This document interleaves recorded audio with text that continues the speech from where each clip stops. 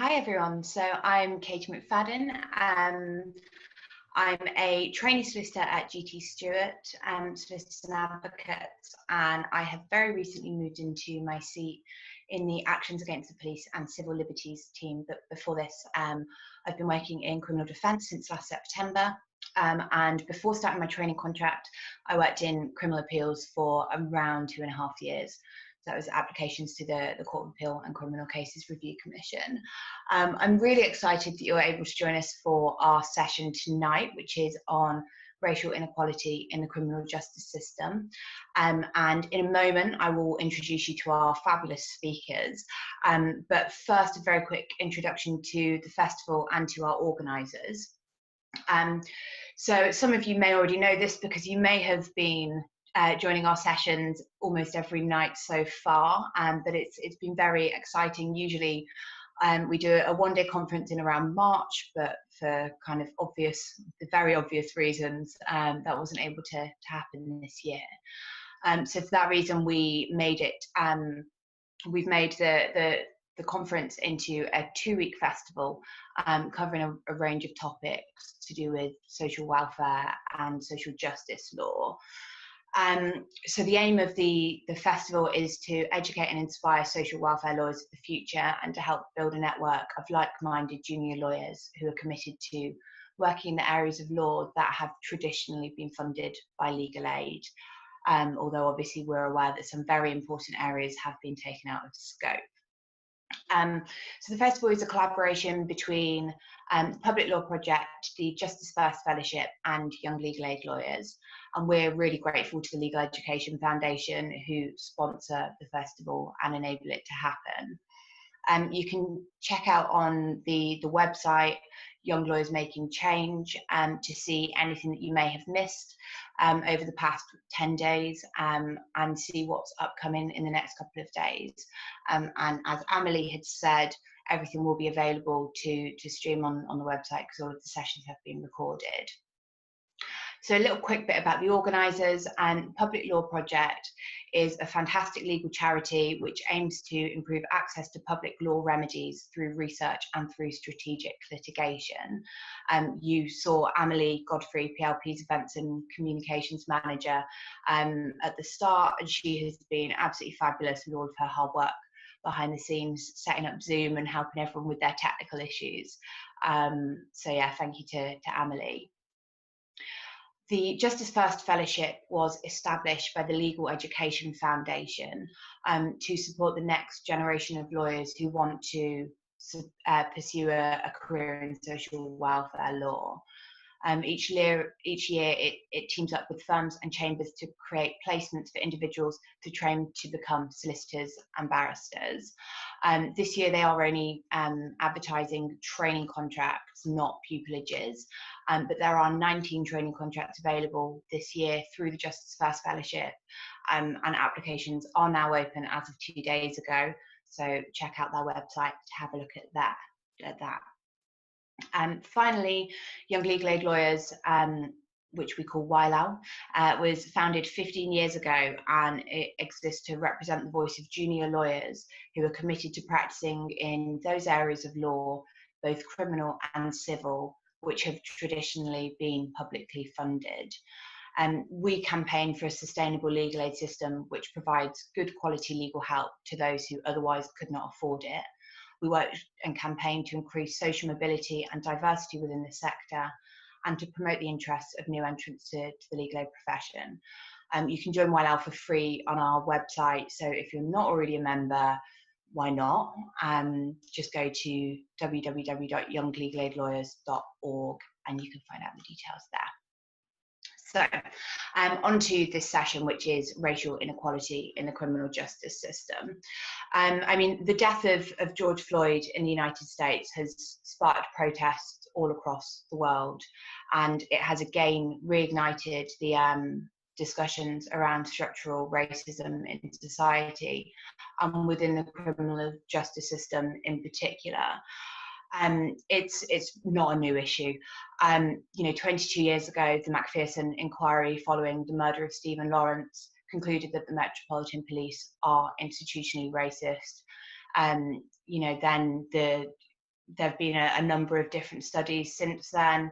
The 2017 David Lammy review found that BAME defendants had worse outcomes in comparison to their white counterparts at every single point throughout the criminal justice system, from stop and search to charging decisions, to the decisions of the magistrates court or the jury, and through to sentencing as well. So this panel discussion will kind of focus on the experiences of our clients within the criminal justice system, kind of throughout the course of the system. And we are really fortunate to be joined by some fabulous lawyers working within the criminal law and police station and prison law to discuss their experiences. And particularly, we're very fortunate to have Stephanie here with us today, who has been campaigning on issues of police brutality since the death of her brother. So first of all, I'm going to ask Anna to introduce herself, and then we're going to introduce the speakers. Hi everyone, my name's Anna Jemison. I am a criminal defence solicitor with a firm called Hodge, Jones and Allen, which is based in London. I am a duty solicitor and a member of our specialist youth team at Hodge, Jones and Allen. I'm coming up to about 3 years post-qualification. I'm also on the committee along with Katie, and I'll be assisting with co-chairing this evening's talk. And thank you. So, quick introduction. We'll do a quick introduction to our speakers, and then we will open it up to them, because you'll definitely have had enough of my voice by that point. So, Stephanie Lightfoot Bennett has been fighting for justice for her twin brother, Leon Patterson, since he died in police custody in 1992. She spent years campaigning with and on behalf of those who have lost friends and family members to police violence and negligence. Stephanie's now campaigning on the third inquiry into Leon's death, having gone through many appeals processes before this, and Leon's case is now before the Independent Office for Police Conduct. After Stephanie, we're going to hear from Michael Etienne. So Michael is a barrister at number 5 Chambers, and he operates a broad practice spanning public law and human rights, and actions against detaining authorities and inquests. So in the criminal justice context, he represents individuals in civil actions against the police. He is an active member of the Police Actions Lawyers Group and has written on issues affecting police accountability. He represents prisoners in adjudications and hearings before the parole board, and in the last year he has succeeded in applications for judicial review on behalf of prisoners unlawfully denied oral hearings of their parole applications. Sorry, I think I've got some background noise. I'm not sure where that's coming from. I'm just going to carry on, and if it gets too bad, can someone shout at me, please?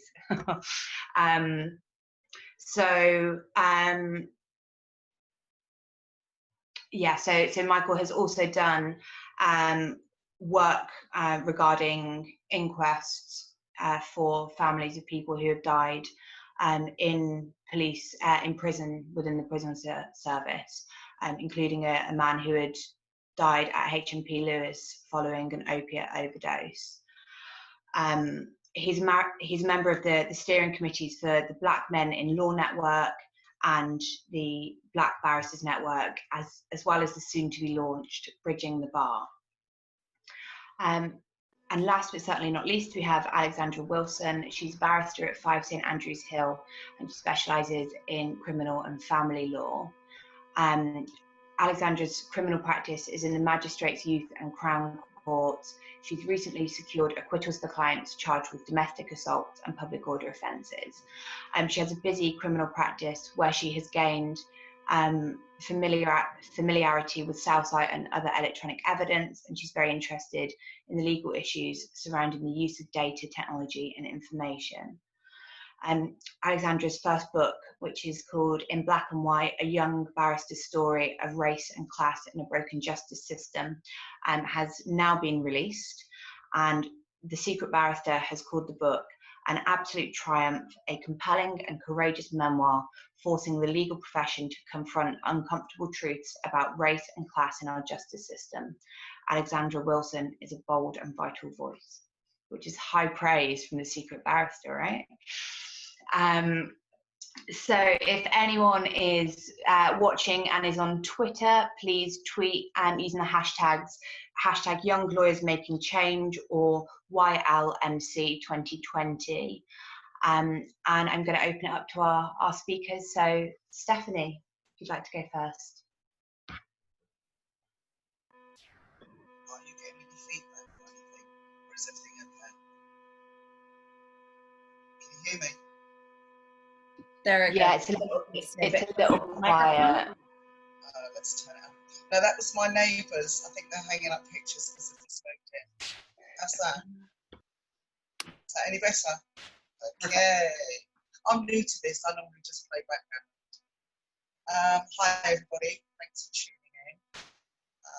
As the intro says, I'm Stephanie Bennett, sister of Leon Patson, in police custody in Stockport, Manchester. Leon got arrested on the 21st of November and was accused of robbing Chinese stores past 5 in the evening. But I managed to prove that he was on the phone at the time talking to me, so he didn't commit the crime. But he had absconded from home.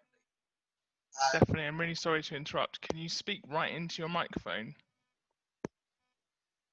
There it is. Is that any better? A little bit, yeah. Yeah, that might be turning up.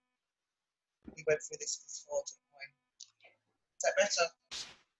Yeah, that's a bit better. Okay. So, yeah, they chased Leon down, called him, found out that he didn't return after home leave, held him for 6 days, didn't notify the prison that they had him. And on the 22nd of November, got a phone call saying that Leon was found dead in his cell. The first inquest, that got stopped, was found out the custody sergeant's wife was on the jury. The second inquest, I managed to get an unlawful killing verdict, and sorry, I've just got to turn this up, just got to see this. Yeah, so do you want to can you turn yourself right up and just speak really loudly? Right, I've turned it as max as I can. How's that? Perfect. Okay, so effectively, I managed to secure a second inquest. One of the jurors stood up and asked for unlawful killing and then some toing and throwing. Finally, Leon got unlawful killing with gross negligence contributing to his death. That lasted for 2 years, and then they managed to get it overturned and came back with Leon died of hypomania. As Katie said, I had the first investigation by the IPCA. No, I think it's the IPCA. By the time I got it upheld, it was the IPCC. They done a report, took 2 years, and that was 17 to 19.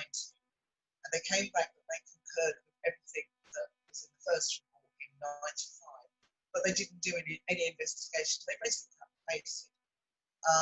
I appealed again and managed to get it reopened last year, and the IOPC has now upheld 6 points, but they can't understand how they managed to come to their conclusion. So if that's me, 28 years on the 27th of November, there's families after me that are going through. It's hard not having access to legal aid. That is one of the fundamental things that we should have access to. It's our right. If our loved one dies by the state, we should be able to have a level playing field where they have 8 deep of barristers and solicitors, and then there's federation lawyers, and we have nothing, or we have to crowdfund or get means tested. So it's disproportionate just on that side of it. And when you look at it, that we're running nearly 2,000 people have died since 1995, and not a single conviction. Something is inherently wrong here. We need to have a justice system that works for everybody and not just the selected few. Because you look at the prison population, that's like 22%, and they're black and Asian. So something is really wrong within the legal system, and this non-access to legal aid just compounds what the BAME is going through. We seem to be the last on the list. So unless you're a family of means, which I would say 99% of BAME people are poor or on benefits. So that access to law is an instant denial, let alone by colour, but it's by social housing, it's by your education. So you can't even get your foot on that ladder to say or to speak out for yourself. And the amount of blacks and Asians and mixed that are being remanded, it's disproportionate. It's very disproportionate. And something needs to be done about it. Something needs to be addressed. It's hard enough dealing with your loved one that's been killed by the state, be it prison, secure unit, mental unit, or police station, or on the street. The narrative is always big, black, strong, and maybe having mental health issues. Well, we can't even put a statement out against that because they own the narrative. And that needs to be addressed because we need to put it out there what our family members are like. But you're gagged. So that needs to change. But first and fundamentally, we need to get the legal aid because without that, it's a losing cause. I've got the strength to go on because at the end of the day, he's my twin. I've now buried both my parents. My mother was recent the last 5 years. And I didn't get justice for my mum because of the imbalance of the legal system. And it's just not fair and it's just not right. And if I can get out there and make a change on one family, just one family gets justice and access to a fair legal system, that justice is there for everybody and not just the select few, then I can go to my grave happy and say, you know what, Leon, I might not change anything for you, but at least I can change something for somebody else. And that's what we've all got to strive for and fight for, because we shouldn't crowdfund to get justice. That's wrong on every level. And that's how I'm feeling at the moment.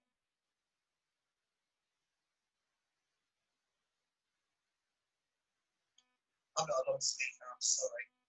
I let other people speak and then I interject.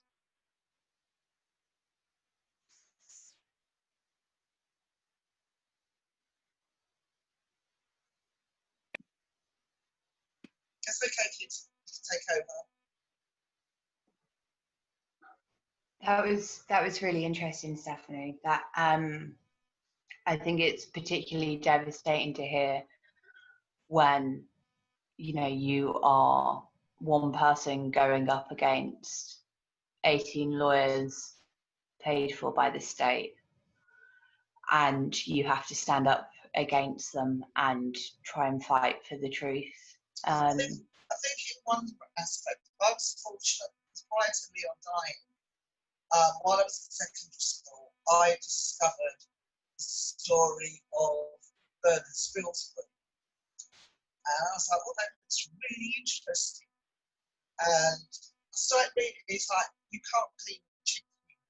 You can't even cut up liver to fry. You can't even clean fish. But you like reading about postmortems. And the joke in my family is I was sick in my head. And I was lucky in that respect that when it came to the first inquest, that I started to conduct it and that they couldn't understand or I knew the terminology, the vitriol, humour, and they was like, oh, hang on a minute. And then have to do that in my mix of grief. No family should have to go through that. And that was in 93. So it's very, very hard to still see families going through what I went through 28 years ago. And it just goes to show me that the legal system has not only not changed, the legal system has not improved. It's gone down the pan. There is no legal aid system. And that needs to be addressed. 28 years and still no change, and still suffering, and still being means tested. It's wrong on every level. Wrong.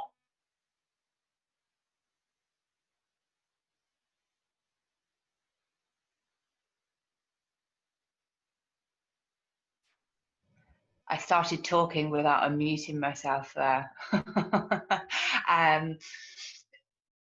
So, I mean, for those who are watching, if you'd like to send in any questions for Stephanie or for anyone else on the panel, please do send those messages in on the chat box and we can come back to those at the end. For now, I'll hand over to Michael. Thanks very much, Katie, and thanks for the invitation to join the panel this evening. I am especially grateful to be following on from Stephanie, not for the first time in an event on this subject during lockdown, but I think she gives us all just a very brief insight into what it is like trying to navigate the system, which is difficult enough for lawyers. We're trained to deal with it, but you're talking about individuals who are recovering from trauma and families who have been bereaved. And I think it's always really striking when you hear stories like Stephanie's, and they have some consistent themes. And one of them is not just institutional racism, it's not just class disparities, it's also about this decades-long fight for justice that some people don't live long enough to see. And I think if you don't know the detail of what happened to Leon, I've put a link in the chat, and if you'd like to find out more about the United Friends and Family campaign, again, there's a link in the chat, because it's one of the few family orientated justice campaigns, and we're talking about people who often don't get the limelight, don't get the headlines, and have had to fight for justice themselves often before they can even get close to having a lawyer. And I think it's really important that those of us who are doing this not just for our personal against our personal backgrounds, but also because it's our professional jobs, remember the people that we're acting for and what they have to go through, because whatever we're facing in the profession is 10 times harder for them. Moving on then to some of the points that I wanted to make. On the 25th of May 2020, George Floyd was murdered in the United States. And I think it's not too early to be thinking about asking, well, what has changed since then? And particularly for us, what has changed in this country since then? We've had the return to popular awareness of the Black Lives Matter campaign that has been striving for justice and systemic change for many years. And we've had lots of solidarity statements from the legal profession, from universities, from significant public figures, black squares on social media and all the rest of it. But where are the indicators that systemic change is happening? Well, let's just talk about some of the headlines from lockdown in the context of policing and criminal justice and issues around race. 22,000 stops and searches by the Metropolitan Police during lockdown. 80% of them leading to no further action. And the vast majority of those disproportionately against Black and Asian people. The equivalent of something like 4/5 of the Black population of London.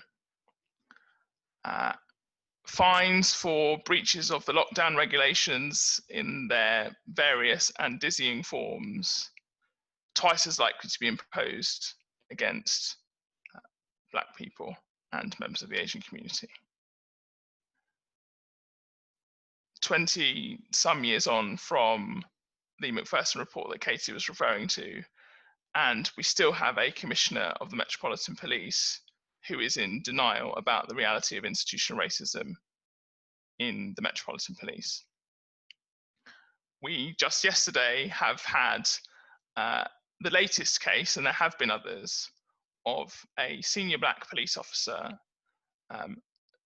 suing the Metropolitan Police for race discrimination, Inspector Charles Ekioya.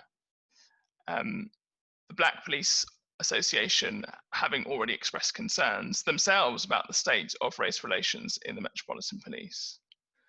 The rhetoric that followed the killing of the murder of George Floyd, and the movements for justice and the protests on the streets of London, of Manchester, of elsewhere in the United Kingdom was great, but talk is cheap. And we cannot assume that things will change systemically, however much you can identify or pick up on headline causes that everybody wants to support. The detail is in the action. And I just want to touch on something that Stephanie was mentioning, which is about the prison population. Figures out this year show that a third of children in detention are black, and almost 50%, I think it's about 49% of them, are black or from another minority ethnic community. That level of disproportionality is huge, and it is systemic, and it is generational. One of the other things that I do in my practice is represent children who have been excluded from school. The latest figures out, I think of June or July of this year, black people 3 times more likely to be permanently excluded than their white peers.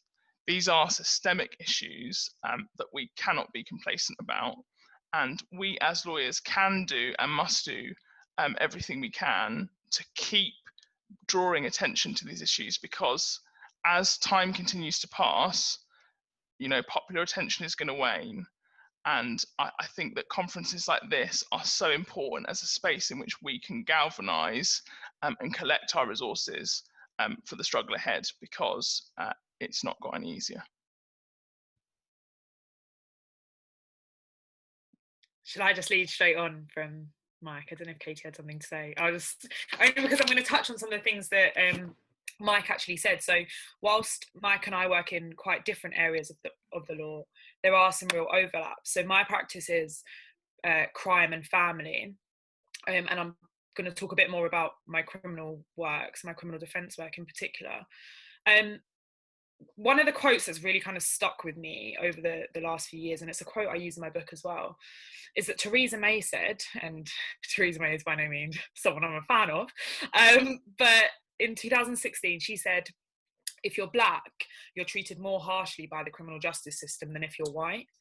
And it's something that all of us who work in the criminal justice system know, but for a prime minister to say that in a public speech, I don't think a lot of people realise, the significance of that. The fact that that was said and not enough has been done. We're in 2020, and that was said in a speech and almost accepted. Okay, so if you're black, you're treated more harshly. Let's get on with the next topic. And as Mike says, the statistics show that back that up. That's not, her making a grand statement. The statistics back that up completely. I think one of the things that I've noticed, particularly in the youth courts, I know Mike was just touching on this, I've been in court before, and every single person waiting outside the youth court is black. Every single person. There was one day that still stands out to me, and we were waiting outside the youth court. There were 33 cases listed in one courtroom. So that's bigger than a class, I went to state school. Some of our classes were over 30 because it was a bit oversubscribed. So it was about, 32, 33 in my class. And so that's a class. Every single person who was there was black or mixed race.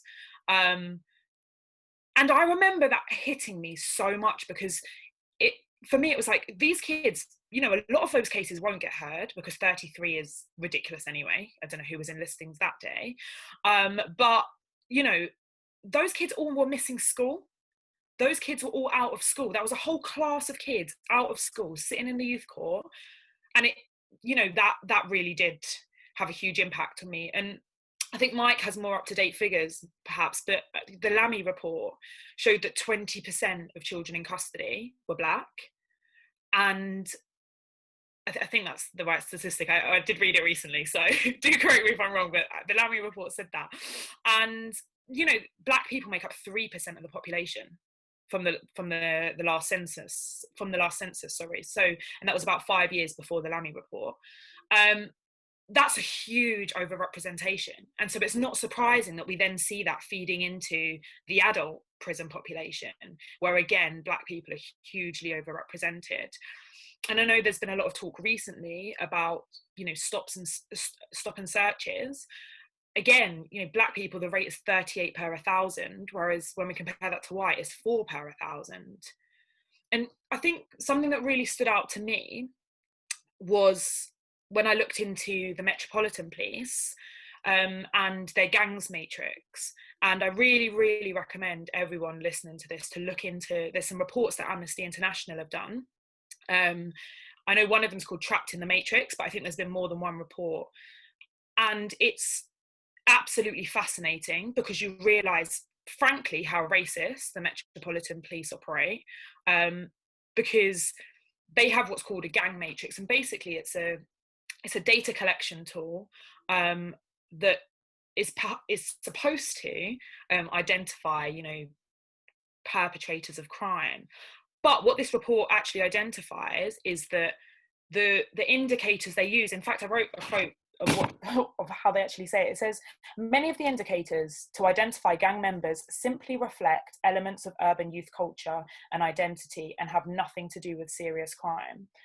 And that's reflected in the fact that 78% of the people on the matrix are Black. 78% of people on the matrix are Black. Black people make up 3% of the population, but 78% on the matrix are Black. Now, of course, there are, you know, slightly more Black people in London, and we are talking about the Metropolitan Police, but that's still wildly disproportionate. And, you know, as Mike says, it's quite difficult if the Met Police are not going to just openly accept that they've got some problems, because then how does that change? And so, you know, in my job, I see every time I walk into a courtroom, I see, you know, multiple Black defendants. And what I find quite difficult, and I wrote a book about it, is that, you know, actually there's not many Black barristers and there's not that many, you know, Black judges. I still, to this day, have never been in front of a Black male judge, whereas I've had many Black male clients. So I'm going to stop there because I could talk about this for absolutely ever. But yeah, I hope that people have some questions for all of us.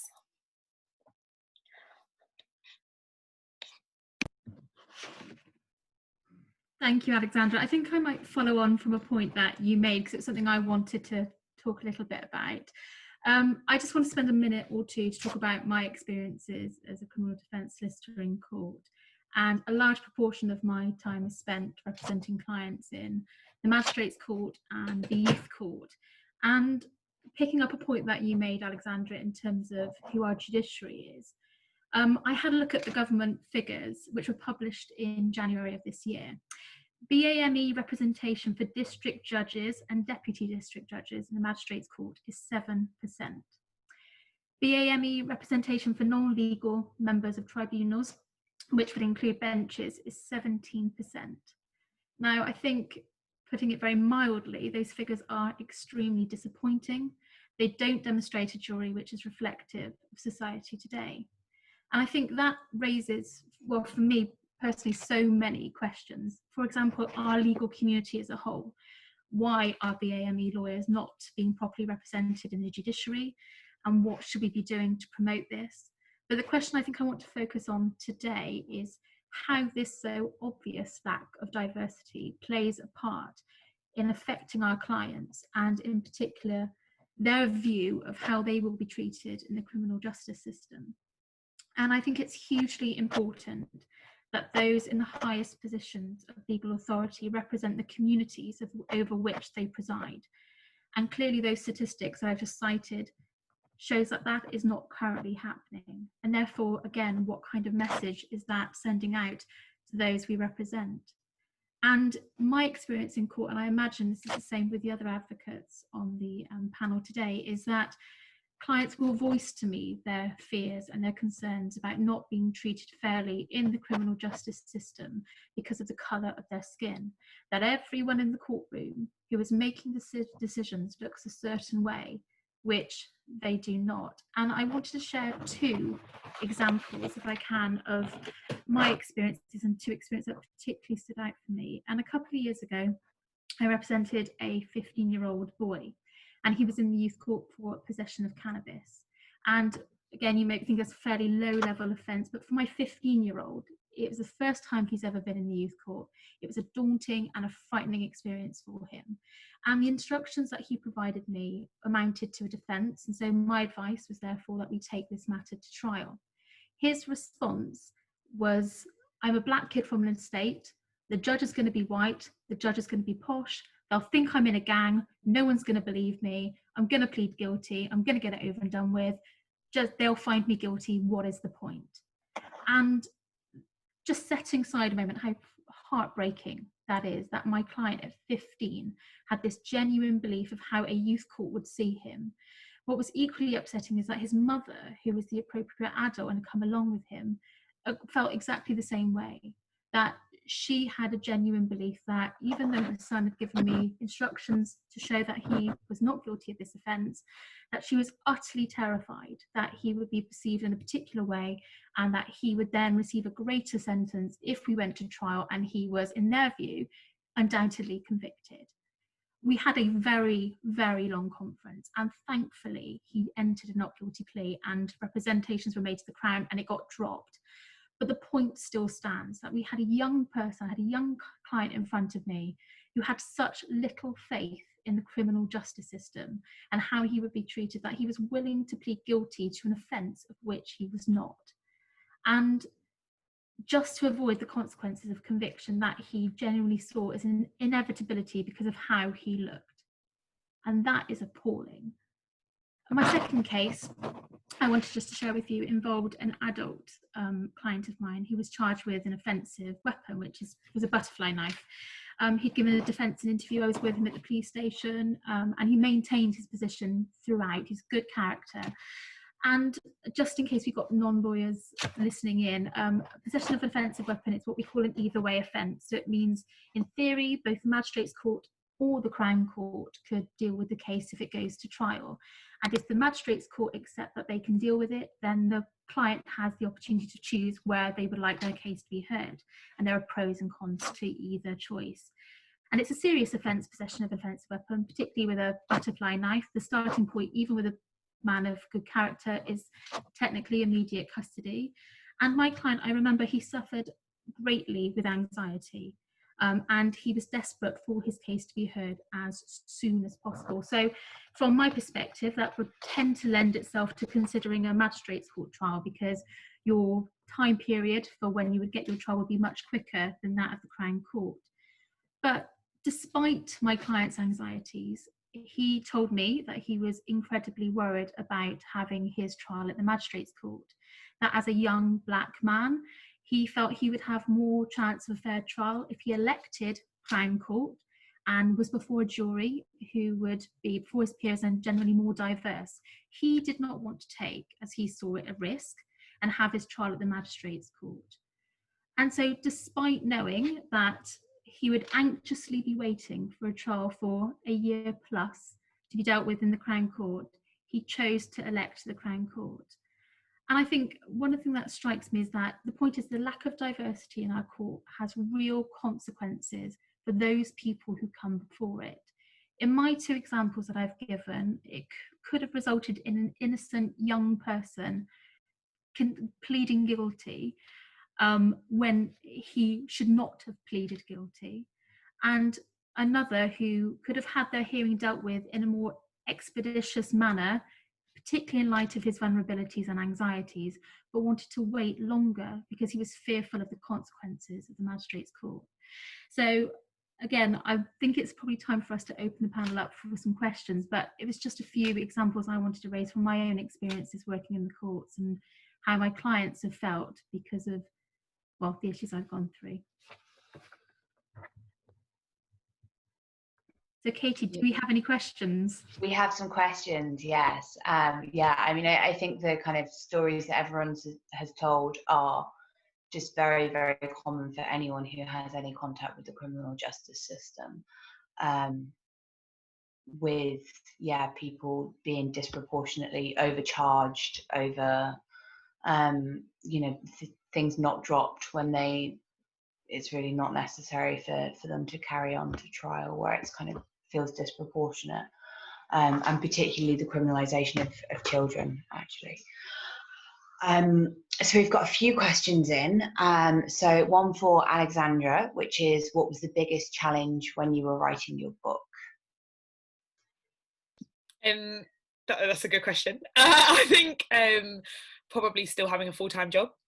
And doing pupillage at the same time. So whereas in pupillage was the full-time job, obviously I wasn't doing another full-time job. I think that was hard, and no one knew about it. So I didn't want my chambers to give me less work, or my instructing solicitors to give me less work. So I decided to just not tell anyone I was writing a book, which did make it a bit tough. Sometimes I would just not sleep.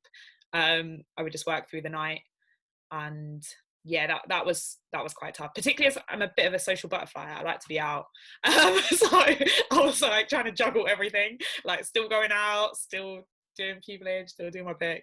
I think it was time management. So yeah.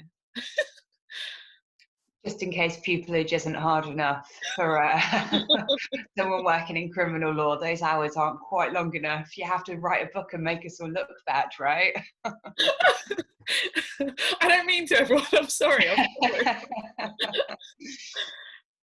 I've got some more questions. So I've got one for Anna, but I think also this could be applicable to everyone else as well. So about what would be your advice towards people going into the legal sector to make a real difference in our legal system to reduce the racial inequality present? That is a very big question. We got I think definitely a panel question. I think what Michael raised a really good point at the beginning of this panel, talking about the fact that panels such as these, having a dialogue, talking about these issues is incredibly important, particularly practitioners' experience as well, and real life experience and conversations like Stephanie was bringing to our panel. So being able to talk about all of these things and raising awareness, I think, is incredibly important. As obviously on YLAL, we do a lot of kind of petitioning MPs, campaigning, raising these issues with various people, and listening to your clients. I just think a lot, for example, my young person, it was really a case of just listening to his concerns and being able to then have an effective dialogue, because I think across the board, a lot of our clients come in and feel like they don't have a voice, and it is our job to give our clients and articulate those voices. If anyone else wants to come in with some ideas as well, that would be great. As Michael said, I think it's absolutely crucial that these kind of discussions take place, because without these kind of panels, us, the families, don't really have anywhere or any recourse. And as you touched on earlier, that 15-year-old, I was a clerk instructing counsel many moons ago. And I did it for 14 years because of the death of my brother. So, and seeing some of the kids back then, there's no different now. Like you said, back then there was no black solicitors, there was no black barristers, and there was no black judges.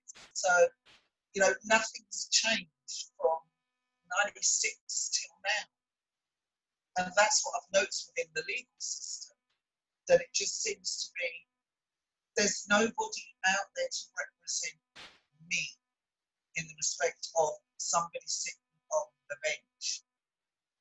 And that's what a lot of the black kids today see, and the same thing that you were saying, that I'm going to admit to it, because at the end of the day, I'm going to get banged guilty even though I didn't do it. That was happening back then. And it's still happening now. Back then it was overtly racist. Things that the police used to come out with, kill them, funky nuts, go and have a bag of nuts, those kind of things. Yeah, that's the only thing you're not getting now, but you're still getting the violence from them. You're still getting the aggression. They're still, we're not inadvertently racist. Yeah, you are, because you have not learned. And all these reports, McPherson, Landy, all of them that's ever come out, yes, we're going to learn from our mistakes. There were 31 recommendations made on Leon's death to put in the PACE Act. And we are going to learn from our lessons. And we never want this to happen. How many other people have died in a police cell? Now, back then, you weren't dying on the street. You was getting injured. Now you're getting injured. Now, with the Halifax chokehold, that's a banned hold. You know, even up until a couple of weeks after George Floyd died, there is an officer with his knee on a black man's neck, and he's like, I can't breathe, get off my neck, get off my neck. So where is the learn from our lessons? Where is the me out there? So that these kids can go into court and think, you know what? He might come from a posh background, but at least he looks like me, and he might kind of understand. And it just seems like we have this throwaway culture on these kids with this exclusion. It starts there. You know, like kids like, get out of the class, you're just a shot, go away, please, I've had enough. And then they go to child, you know, like, what am I doing here? You're just a teacher anyway. And that transfers onto the street. So it's just one of those things that escalate from school. You know, talk to pupils as pupils. You know, don't automatically write them off because of the way he looks or the way he speaks. You know, the kind of kids he hangs around with. And that's so sad that they get tired of them.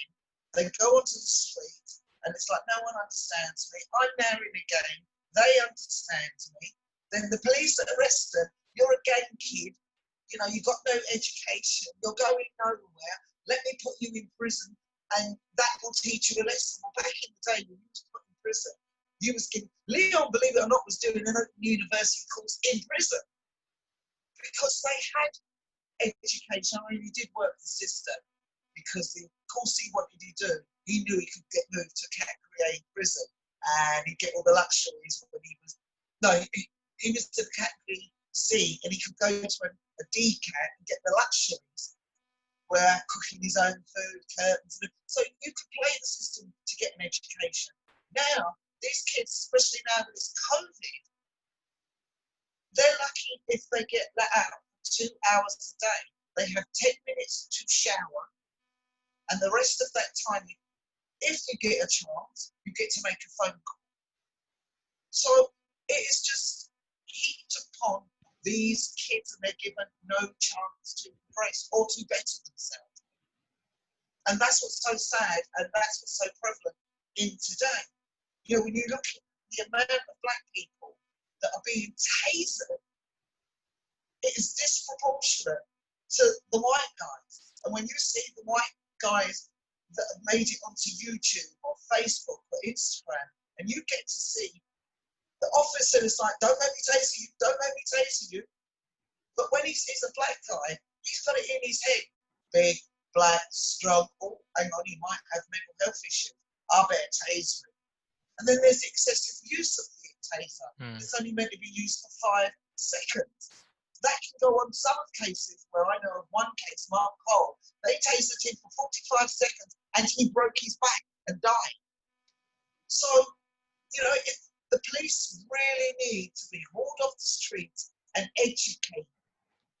Learn about us. Learn about our circumstances. Don't just write them off. Oh, you come from a council estate. Well, I'm sorry, I live in a council estate. My daughter now works for the governor of New Jersey as a planning officer, and my son's just left the Marines after 11 years. So don't tell me it's because of an estate. It's because of the way you handle us and the way you treat us. And that's why it's so disproportionate that there's so many young boys, young men in prison or in a grave. There's so much in what Stephanie said, and obviously she's completely right about all of the points that she made. The two that I wanted to really come in on, one is about exclusions, because I just, any opportunity I get, I talk about exclusions, because Stephanie's absolutely right. It's so critical. There have been so many reports on the social exclusion that follows from school exclusion and the school to prison pipeline. You can look up a research piece that was done by the Institute of Public Policy Research in 2017. More recently, in June, the Runnymede Trust issued a report about racism in schools and found that there is a culture of racism that's embedded in schools. And it's not just in exclusions, it's in the culture of schools, the approach to discipline, the idea that if you wear your hair a bit like mine, you're liable to be excluded because it's not a professional haircut, it's not an appropriate haircut. Your body language is, penalized in a way that it isn't if you're a white student, or certainly very much less likely to be penalized if you're a white student. All of these things are incredibly subtle in some ways, but actually very violent in other ways. And then they're not just about good order and discipline, they're about policing people's expression, cultural expressions particularly. The idea, for example, that the government have had an advisor who suggested that you should get 2-hour detentions for kissing your teeth, not for tutting, but for kissing your teeth. I think that distinction tells you quite a lot. The second point I want to pick up on is what's happening in prisons, particularly during COVID. We know that people in detention are disproportionately people of colour. And so it has to follow from that the people who are being affected by the regime changes, particularly in prisons as a result of COVID, will also be disproportionately people of colour. And there hasn't been the kind of popular awareness of what's going on in prisons. Some prisons effectively operating 23-hour lockdowns. And the impact, there was a report today by the Inspectorate of Prisons about the impact that's going to have on people's psychological welfare, mental health in prisons, and I think what Stephanie was saying illustrates so powerfully is the fact that we've got to be able to join the dots, not just as politicians or political commentators, but as lawyers. We need to be able to see how all of these things come together if we're going to be able to identify ways in which we can challenge it, not just on an individual case-by-case basis, but systemically.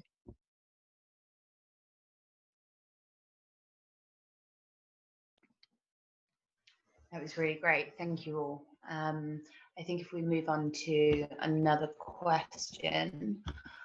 So one person has asked whether you think that raising the age of criminal responsibility to 18 and or using more diversionary measures would help to decrease the overrepresentation of BAME individuals in custody. So does anyone want to take that? Does anyone want to get started? I'll jump in very quickly and just say that I think what we need to do is be looking at solutions that are much, much earlier in the process. Much, much earlier. Yes, the age of criminal responsibility is too low in this country and is lower than lots of other European countries. But kids under that, young kids are being penalised in lots of different ways. We've got to look at community resourcing. We've got to look at keeping children in schools. As well as doing that, we can't only look at the criminal justice part of that road.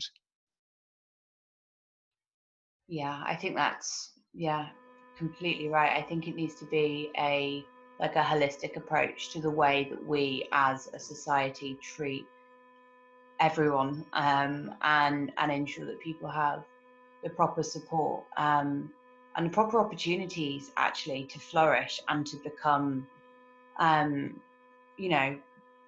people and to grow up in a world that will appreciate them. And I think that we really don't do that at the moment. And yes, diversionary measures definitely should also be used increasingly. And I'm not sure actually whether there are stats on diversion and how they're used in the criminal justice system in terms of split between BAME people and white people. I would be quite interested to see them actually, because I know certainly I've represented people at the police station where the only method they could ever be given was diversion from the police station, so triage to the youth offending service. And I'm convinced that the only reason they were kept in for such a long time, and it took such a long time for that decision to divert them to be made, was because of their race. Because I just think, it's, people are treated differently, and that's something that we need to fight against. And I fought for this kid, this child, and I did absolutely everything that I could. I got him out of there as soon as they would, but there's only so much you can do, unfortunately, when you're in that situation. I phoned and I argued with every single person I possibly could, but I'm convinced that if that was a white child, they would have been out of custody, probably 12 hours before, because this was a child who was kept in for 18 hours. So. I also think that, from the days I was growing up, it was the Hair Bear Bunch and the Banana Splits and various other kiddie proper programs, the Jackson 5 cartoons. When I was in primary school, I come from a family of 4 boys and me. I was the only mixed race person in the school. So I got picked on. I got and where did you say your parents were from? And I tell them my mum's half Polish Jew, half English, and my dad's black. And you could hear the teachers murmuring, well, that's a weird mix, that's fine. And then going on to secondary school and being in that same situation of looking around the assembly hall and it's like, how does everyone mean? So that was my childhood growing up. I was still playing with Barbie and Chessie dolls at 13. My brothers were playing with Meccano and Scale Electrics. Jump forward. These kids today are sexualised. They're watching, God knows everything. Don't get me wrong, I'm not a prude, but they're watching everything that's containing violence. And I noticed when my son was growing up, he's now 37 and my daughter's 33 tomorrow. And a lot of the people that I knew, I'd go around their houses and I was like, where's the kids? And they'd be like, oh, they're in front of the TV. And it didn't matter what was on the TV and they had the remote control, they were in control. And to me, and I used to joke to all my friends, like, this is like the TV your nanny. Like, do you not watch what they watch? One instance, I came in and found my daughter when MTV had just started up.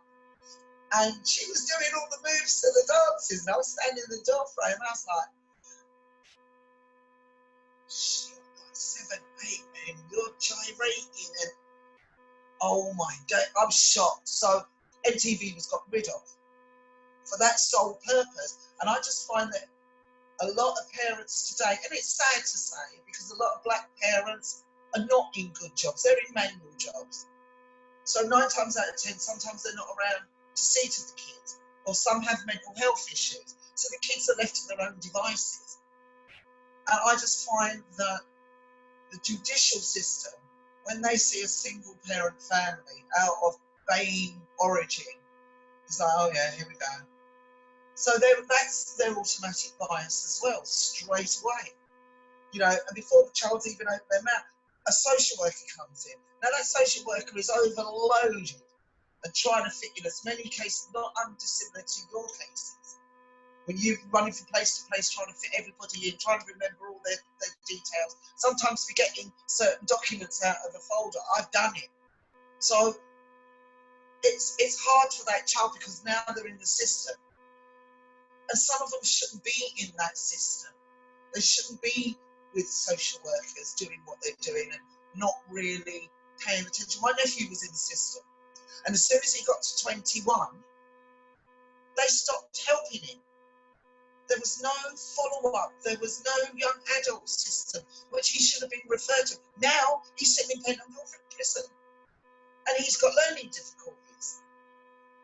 So, it needs to start, as Michael said, it needs to start in the schools.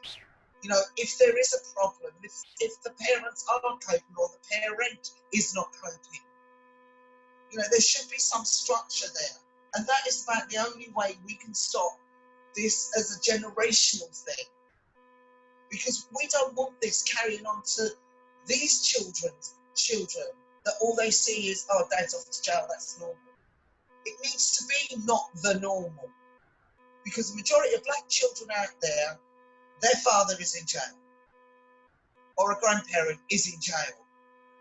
And this is where the cycle needs to stop. That, you know, when I used to go to visit Leon and take my kids, where we going? I go, oh, we're seeing Uncle Leon in college. He's at university and he's got to stay there. It's like a boarding school. You know, that was me back then, in the late 80s, early 90s. So, you know, kids now see going to visit their dad as like as if they're going to Chester Zoo. And we need to pull back and say to these kids, look, we're trying to strive to make you better. We want you to be better. We pray for you. I'm not religious, but we pray for you to be better. And this is where we need to go in society to get these kids before. And it's not about falling through the net, because there is no net. There's just the hoop and nothing in between. And this is what we need to do, is capture these kids when we can. Because I don't want, and the sad thing is it escalates along, and somewhere down the road, that child might die in custody, and I'm going to have to be introduced to their parents.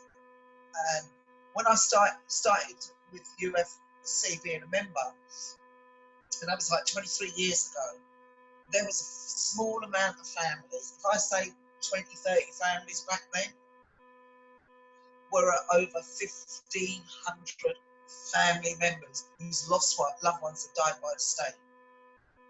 Now, we shouldn't be in this situation. I don't want it to be 15,020 by meeting another mother because this child went through all of this and he was labelled because he's a bad child in school and he comes from a council estate.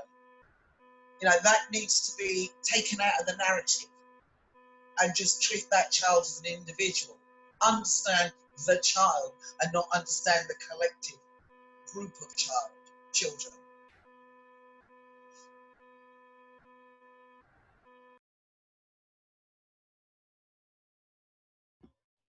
Thank you, Stephanie.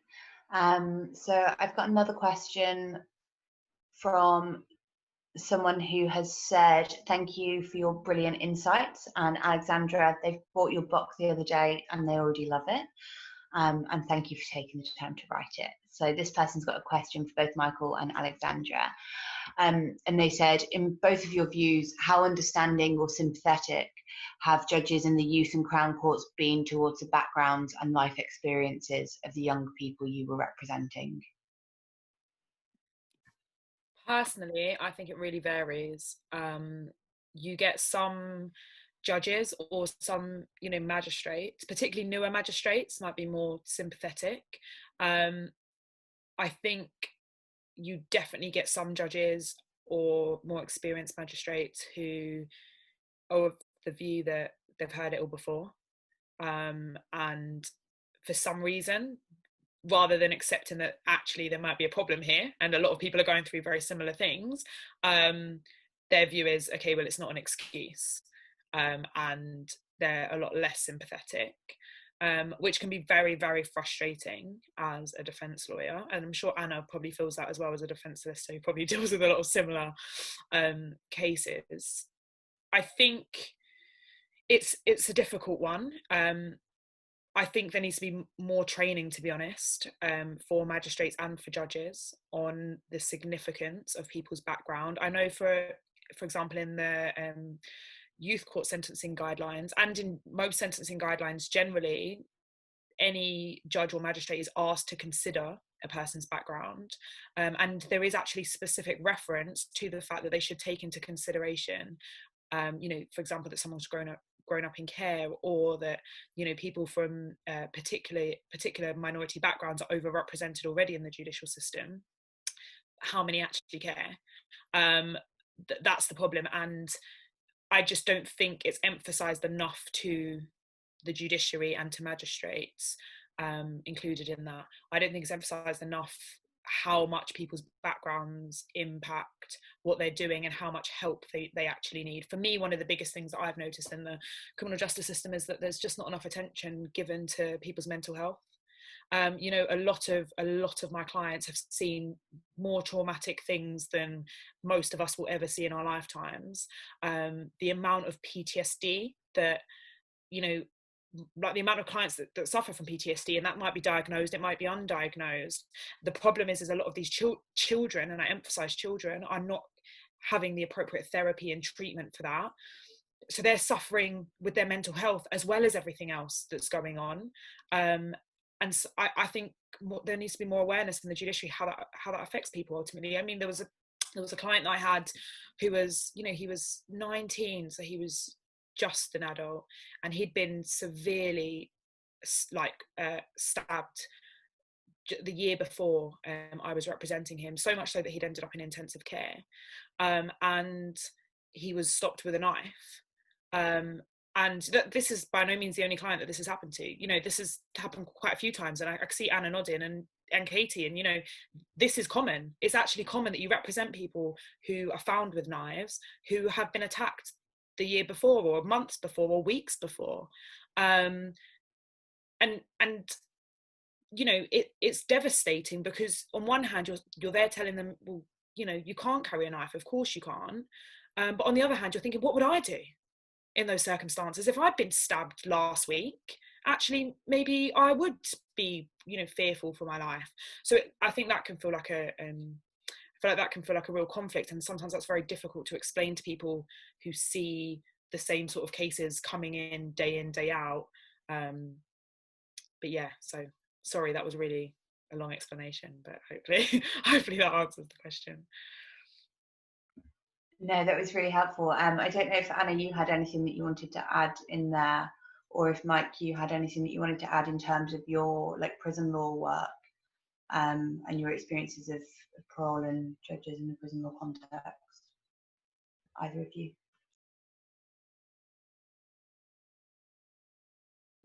I was going to say, I was nodding away to Alexandra. I think she's covered it all. I couldn't agree more with everything she's just said. Yeah, I've got nothing further to add. I think I was just nodding away. Yeah, I agree.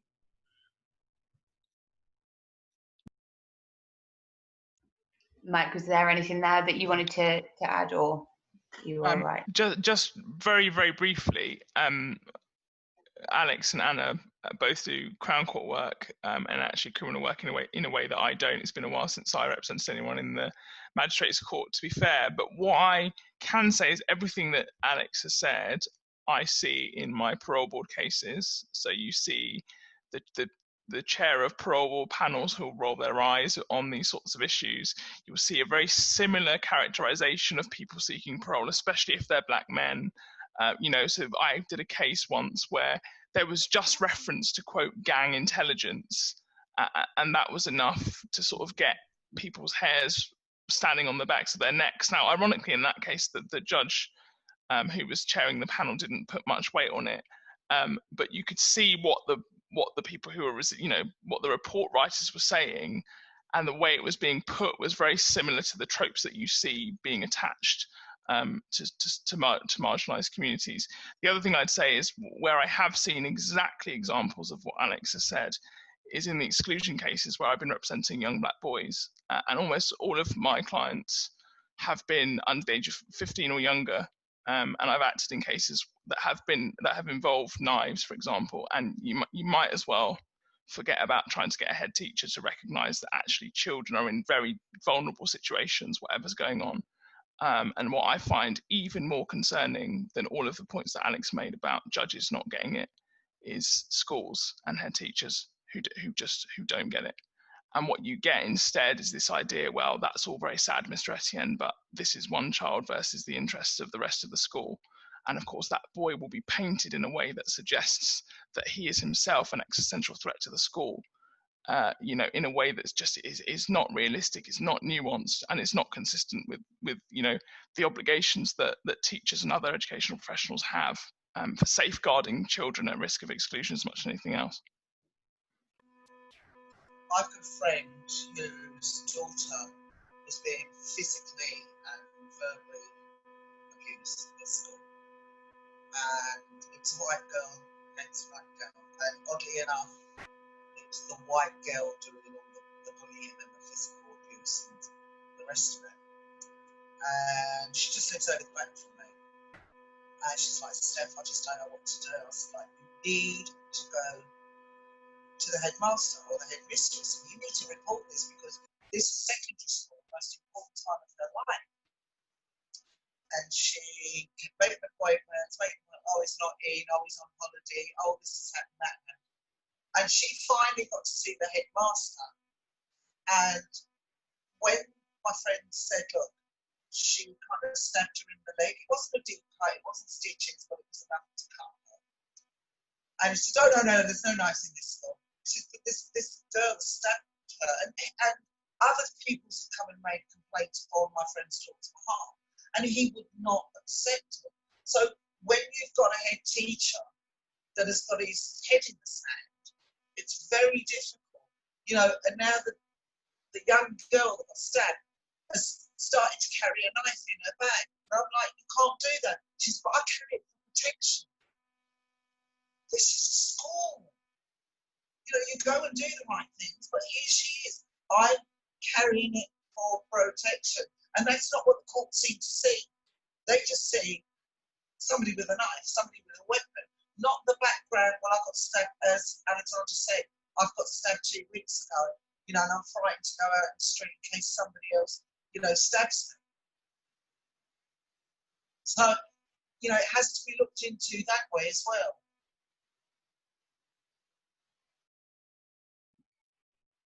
Yeah, I think you're completely right. Let's move on to another question. So we've only got kind of 15 minutes left, and we've lost Alex. So I've got a question about a couple of bits about law firms and chambers. So I think if we kind of address a couple of them together, if possible. So this says, what are chambers and firms doing to improve diversity? There's a clear preference for candidates from Russell Group unis, particularly Oxbridge, and some of these institutions are notoriously undiverse in and amongst themselves. Diverse candidates are out there, we can just barely get a look in. And I think that ties in with a question a bit later on, which says, have each of you felt supported by your chambers or firm in trying to make a difference in the justice system? And do you feel your institutions are doing enough as part of the establishment to change the way things are?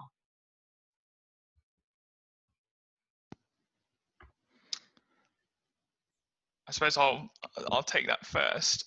So I am also a member of, as Katie was saying at the beginning, I'm a member of the Black Barristers Network, who've actually just finished doing a survey on the experiences of Black barristers, asking lots of questions, in particular of junior barristers, people trying to come into the profession, about their experiences of pupillage, but also just general kind of culture within chambers. We haven't finished analysing the results yet, but that's coming out. And one of the reasons that we did it is because actually there's a real lack of data about the diverse experiences of people at the bar.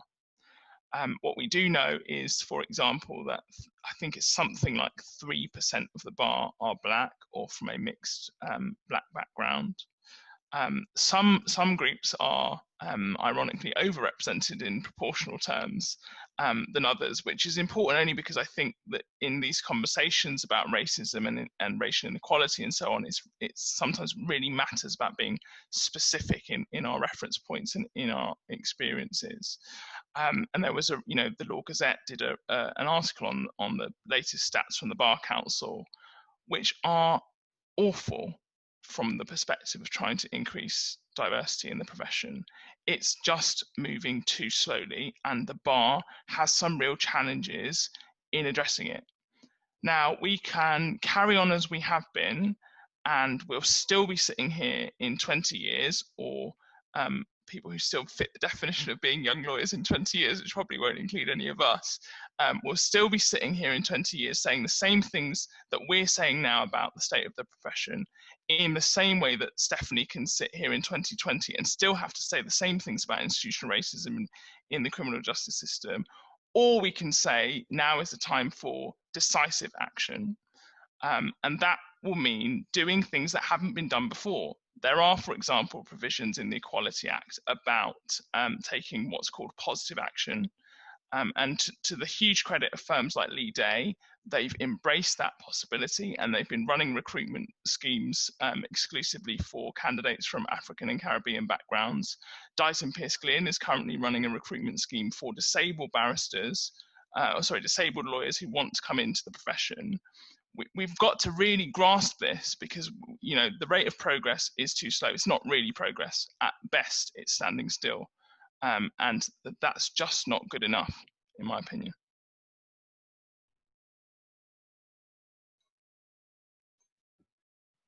I think Michael's answered that absolutely perfectly. Can I just actually, sorry, there's one point I want to pick up about Russell Group, focus on Russell Group universities and A-levels and so on. It's a really important point. There's this kind of archetype of lawyers, and especially barristers, that we've all been to Oxford or Cambridge, and we've all got double firsts, and we've been to Harvard, and we've done all those things. I didn't go to Oxford or Cambridge, not for lack of trying, but I did go to Russell Group University. I graduated from Nottingham, and graduating from a Russell Group University still puts you in a privileged position in academic terms, right? We do have to deal with this, actually, because I kind of feel like more and more now, and I think actually I heard some of it in what Stephanie was saying, but she probably doesn't need me to speak for her, really. But we need lawyers who can actually relate to individuals. This idea that we're all these kind of, and that's not to the exclusion of being bright and being academic, right? You need to have those abilities. But the fixation with Russell Group universities is also tied up with this idea that they have the dominion on what it is to be intelligent and articulate and all of those things. And I think, part of shifting the stubborn lack of progress in the profession also includes opening up in a way that means that you get a much more diverse range of people, not just based on their racial ethnic backgrounds, but socioeconomically more diverse, more disabled practitioners. But all of that is also going to involve changing the way that we work as lawyers. This idea that we can sit up all night if that's what it takes just actually doesn't work. But the question is whether enough of the profession, and there are some who are doing really, really great work, but the question is whether enough of us are willing to commit to it in the way that we really need to. Well, carrying on from there, it's like when I was at school, and I told my teacher, I'd like to do, first of all, I wanted to be a reporter. And she was like, no, Stephanie. And I left school with O-level English, literature and language stuff. I just thought, what, I'm going to be something involved with writing. And then I thought, no, they get left out in the cold. You've got to go high places and catch a pick. No, I don't want to do that. So I said I want to go into law. And my house mistress, Starcross School, which is now EGA, they may have changed the name again. That's at the Angel, Islington, told me, Stephanie, all you're fit for is cleaning toilets at Next Head. And that was my house mistress. And then years and years later, they paved over the toilets at Next Head, and they built allied carpets next to it. And I bumped into this house mistress teacher at Marks and Spencer's. And by then, my name's Lightfoot Bennett. And she went to me, Patterson. And I was like, you never did grasp my name at school, did you? And I said, I'm working now as a residential social worker. And I never did end up cleaning toilets. So that's back in the 70s. So if that's how I was being treated in the 70s, taking away my aspirations, taking away my dreams because of the colour of my skin.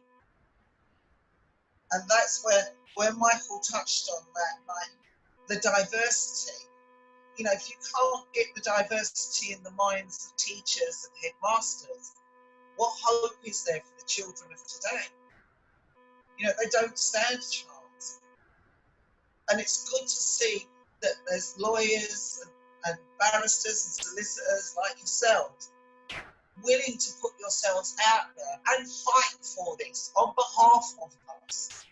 You know, because without your voices, we'll still be back in the dark ages. We'll still be, I mean, there's still injustice there, but the injustice is not so overt and it's not so much undercover. It's now, it's out there and it's in our faces, and we can actually say, well, hang on a minute.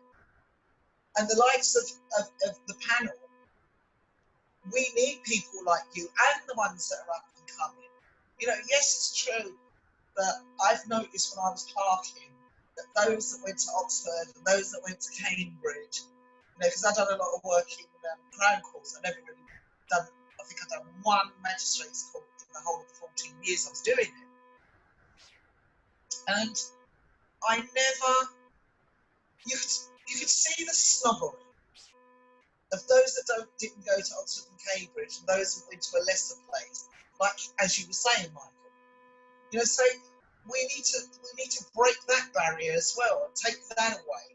You know, a university is a new university. You get called to do your pupilage. You've worked damn hard, regardless of your colour and regardless of the location of your learning. And this needs to be addressed wholly. Otherwise, what chance do the rights of the families of United Families and Friends campaign? We stand no chance. You know, because it's those with that consider themselves the higher education. Like, we're minions, we're nothing. They're not going to help us, they're not going to represent us. Where the people like you, grassroots, barristers, solicitors, you know, you're the people we need, and you're the future of the likes of United Families and Friends and the BAME that come into contact with the state. So, you know, kudos to you, and I bow to you, and I thank you. And to all those that are listening, you know, you're the future, you're looking after us, you're looking after, you know, my grandchildren in America, but if they were here, you know, you're the guardians of the future law. And that's what we need, more like you to be out there and to stand up and say, well, hang on a minute, you know, let's reel this back a bit and look into it and see where the problem is and see where we can find, rather than, well, that's it.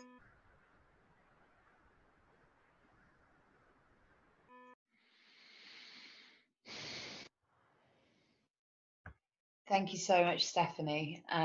It's just honestly wonderful to hear you just speak. Like, I feel very inspired just by listening to you, and that's really, really wonderful. I'm really conscious that we've only got a couple of minutes left. We do have lots of questions still to go, so I'm afraid we're not going to be able to answer all of them. But there was one that I thought might be quite a nice one to end on, to kind of hear your opinion on this, Mike.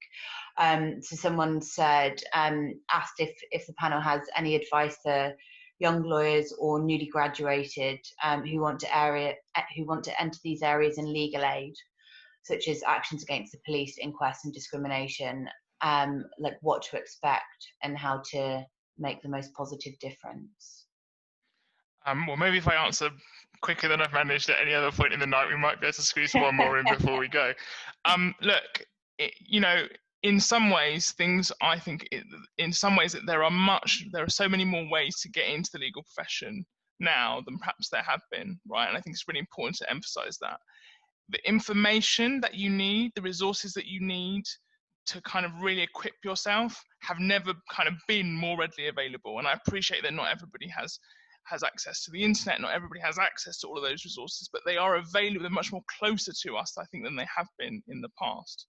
The key thing is to build your experience, whatever you're doing, get out there, you know, build your admin experience. I'm not joking. Understand how your computer works when there's a problem. Understand how the photocopier works when there's a problem, because actually, if you're working in legal aid, those are the kind of nuts and bolts skills you need, especially when, you know, you're on tight deadlines. Get out there, volunteer at law centres. If you're interested in, you know, in certain areas of law, find out where your community-based action in those areas is happening, whether it's immigration removal, whether it's social welfare at a law centre, whether it's, campaigns for justice, whatever it is, just make sure that you're doing it because that's what you want to do, right? We don't need people doing it just to polish their CVs. So there are lots of things out there, and there are lots of events happening on Zoom. Alex has chaired lots of events over the last few weeks, so look out for those things happening, and you can get a much more detailed account from a wider range of voices than just this one. And can I also offer, as a shameful plug, about joining YLAO, we also have a great mentorship scheme. So if you are interested in considering legal aid as your future practice, you could maybe benefit from some wisdom of somebody who's been doing it for a little bit of a long time. So there's always that to join as well. And I have received a question, if I can put it to you, from one of the family members of United Families and Friends. Basically, I've tried explaining the difference between a coroner's court and a criminal court. Now, can a coroner ask the family not to talk about the case? Is it different from criminal law and inquest law? She's coming to the rally on Saturday that I'm doing in Barnet, and she wants to talk about the case, but the case hasn't come to inquest yet. She's been waiting 2 years and wants to know, can I talk about what happened to him? Does the coroner have that authority to shut people down? So I've only been in our actions against the police and civil liberties team for a couple of weeks. But if you want to send me an email, then I can get an answer to you. Brilliant. Or pass on my details to whoever it is, and then we'll be able to work something out, I think. Brilliant. And just a little note, the last Saturday of October, which is the 31st, we march from Trafalgar Square from noon down Whitehall to Downing Street. So if there's anybody out there who would like to come and make a noise, bring banners, bring whistles, bring your uncle on a picnic, you're more than welcome. So I've now got to go to United Families and Friends meeting. Thank you one and all for having me on the panel. You have been most gracious. Michael, you're a star always. But once again, everybody, thank you very much. Thank you so much for attending. Anytime I will be here. Oh, don't say that. That's dangerous. Oh no, I say it all the time. I've got to speak about I know we've had you at YLAO meetings before, and you've been incredible as well. So thank you we very are much. always grateful. Anytime you need me, you know where to find me. Perfect. That's like, if I'm in jail, I'll let you know. I'll be calling on all of you to get me out. Of course. We'll definitely do that. Thank you, everybody. Thank you so much. And thank you to all of our panelists, and thank you to everyone who has attended this evening. I'm really sorry we weren't able to get through all of your questions. But yeah, if you want to come to the rest of the Young Lawyers Making Change events, there's just a couple more to go now, but you'll be able to find details of them on our website and on our Twitter page. So thank you all, and have a lovely evening.